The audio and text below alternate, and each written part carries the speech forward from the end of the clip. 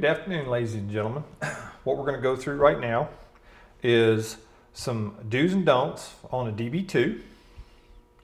I'm going to go over the DB3 follow focus retrofit for a DB2 so that you can have a very good functioning follow focus mount. The old ones were a diving board, and this will allow you to use the follow focus mount from a DB3 on the DB2. It's a very inexpensive upgrade, and you'll like it. It gets rid of that diving board effect. The tools that you will need a Pro camera plate. It can be a 6-inch, 9-inch, 12-inch, doesn't matter. You will need a 5/32 Allen wrench. You will need a 9/64 Allen wrench. You will need a 5/64 Allen wrench. A Phillips head screwdriver, and a 3/32 Allen wrench. Now, talking about the 3/32 and the 5/64, you wouldn't need this because you're not going to do the installation. This installation of the follow focus or the DB3 follow focus bracket on the DB2 has to be done here because we have to tap two holes here and here, which is not on your DB2 at the moment. The DB2s that we manufacture today have these holes already installed. So if you bought a DB2 from us on this line, it came with the DB3 follow focus mount on it. This that I'm talking about is for folks that have an older DB2 and they would like that DB3 follow focus upgrade. So I have a sled here. I've taken the lid off the sled, and I'm going to show you the holes that the DB2 or the DB3 mount into through the cover plate into the center post, and how one goes about mounting the DB2 onto a Pro sled. So I'm going to stand this sled up for you, and I'm going to move this around here so that you can see there are 3 conical bores, and there are 4 threaded holes right there. Now I'm going to show you how to mount the DB3 follow focus onto a DB2. This is the little bracket adapter that we manufactured to mount on here, and that's why we have to hand tap these 2 holes. This guy goes on just like that. It lines up with these 2 holes that we hand tapped, and take some little 440 screws and tie this little puppy down really good. And then you have 2 more screws that go in here. This is why you need the 5/64 wrench, or why we use it. You actually wouldn't get this unless you were standing in the shop and you wanted to do it. I'm just showing you what we do. Oh, I put it in there. There we go. All right, so that is the follow focus adapter for the DB2 mounted on there. Now we simply stand up the DB3 follow focus unit, put in our 3 normal bolts that come with it, set it on there. And where did my thing go? This is not the right one. You actually needed a 7/64. I'm sorry. There we go.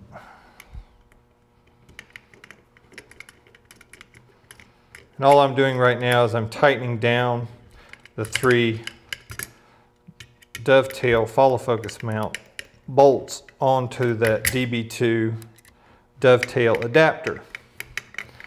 And this is something you probably will only do once in your life, or technically we only do once in a DB2 or DB3's life.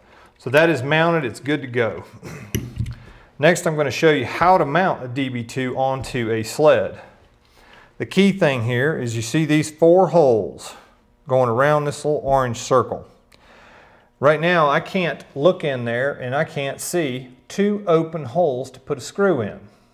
So what you're going to do is you're going to either use your side-to-side knob or your fore and aft, you're going to turn those until 2 holes are visible. Now, the 2 holes on this side are visible. These are not. So I'm going to take 2 bolts, I'll put them down in those holes, like so. Oops.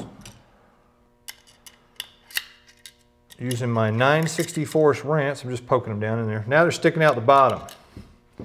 Now I'll set that down. I'll pick my sled up.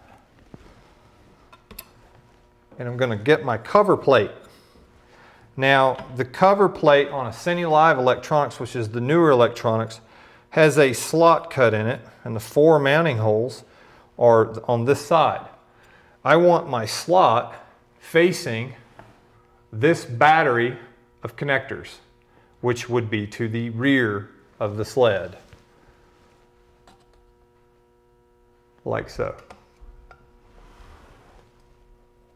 And then you just kind of eyeball that so that your corners are on straight. And I'm going to pick up my DB2 with my my 9/64 Allen wrench, and I'm going to set them on the 2 appropriate mounting holes.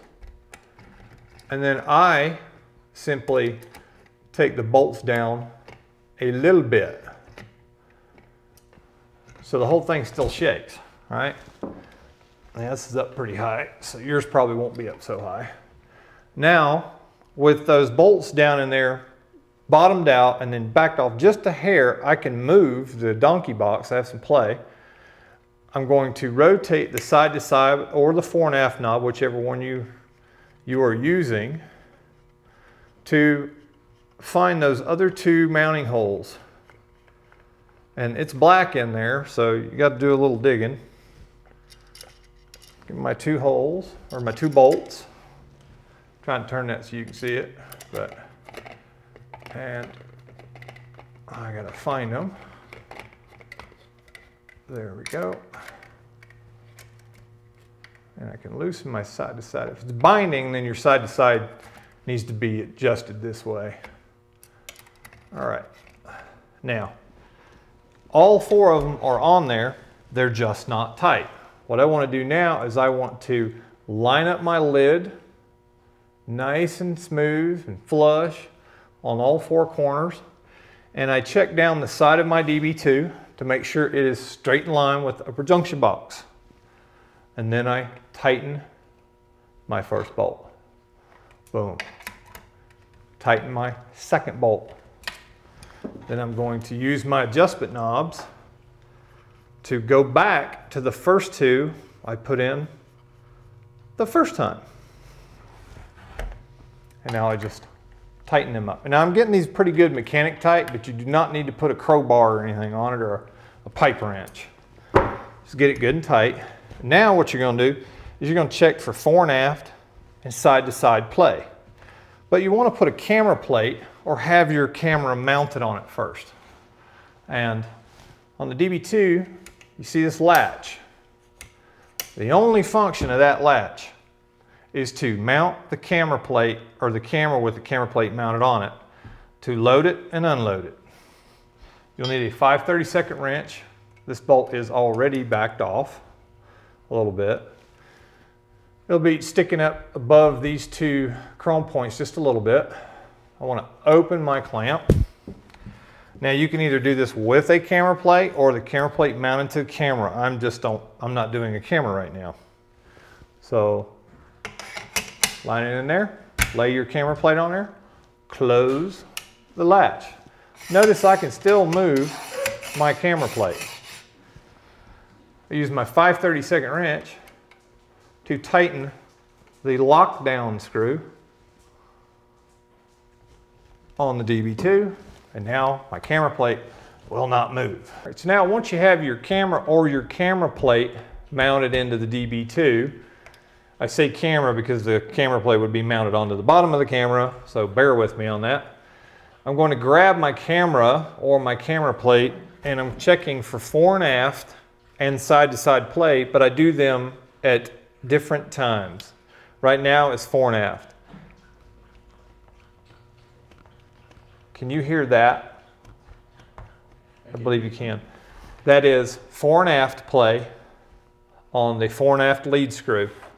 So right underneath, or right on the top of the follow focus mount, is a big set screw. You see it right in there. I'm going to pull this camera plate out so you can see it.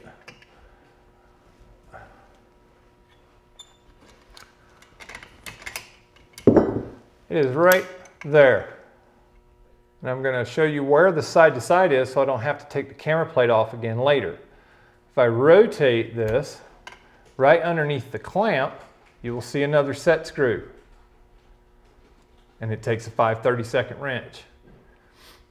This set screw, the set screw right here that I already pointed to you, and this screw right here are the only screws or set screw bolts that you should be messing with on a DB2. All of these little shiny bits on this side are off limits, folks. Those are bearing preload set screws. If you go messing with that, both of the two stages, or actually the three stages, the post stage, the intermediate stage, and the camera stage, will be misaligned and it's basically an entire disassembly and reassembly because all of those stages have to be aligned perfectly. And if you mess with that, this is going to come back to the hospital and you're going to get a big bill.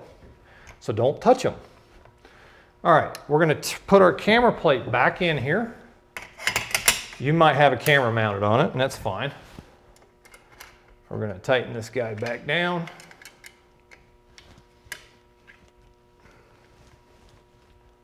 There we go. And remember, we had play in here. Now what you do is you take your 5/32 wrench and you put it right in here. Remember, the one in front of the follow focus is the one for fore and aft. And we're just going to tighten that a little bit. And actually what I would do if I were you is I'd take it all the way out, drop it on the floor like I did. I'd get myself some Loctite 242. I would put it on that and I would reinsert it into that hole so that the tension that you place on it stays there. Now, the tension on that set screw directly impacts the tension on this knob. Now, there are some folks out there that are like, well, I'll just back that off and make that easier to turn this knob. Well, when you do that, you introduce play into the system at your own detriment. I wouldn't do that. Now, I'm just turning the set screw until I no longer have any play in my DB2. But I also want to check the tension on my fore and aft knob and make sure I don't get it too tight.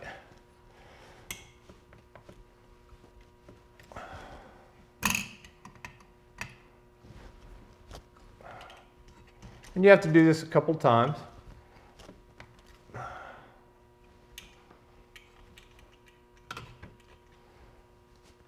There we go. That's that. And you leave that alone. Now we're going to do the side to side. I'm grabbing the DB2 from the side and the center post. Now going back and forth, and you'll be able to hear this. It's simple adjustment of this set screw. So pull out the set screw, which is Loctited in, by the way, when we build them, but people like to mess with those things. This is simply correcting wear and tear on this product.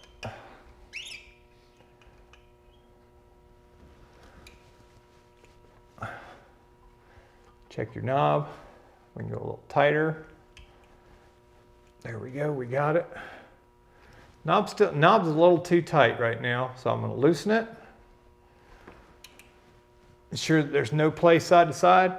Check both my knobs one more time. And they should be a little stiff, but not really hard to crank. But if they're like really, really loosey-goosey, these set screws are set improperly, and you need to adjust them. We got no side to side. We got no fore and aft. Well, we just mounted the DB2 We also mounted the DB3 follow focus mount onto a DB2 with the adapter that we built. And we took out the fore and aft and the side-to-side play in a DB2 and showed you how to mount it. So I hope that helps you out in the field, and have a good day.